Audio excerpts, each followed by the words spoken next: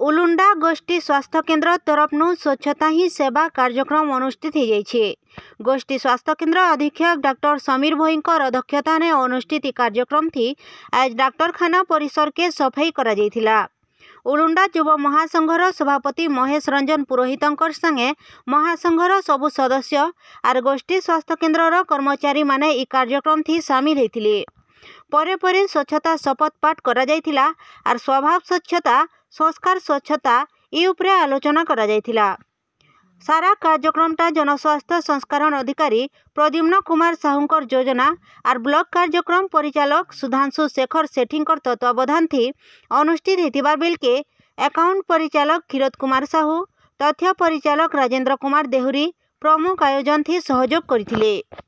Bureau report बिगुल TV.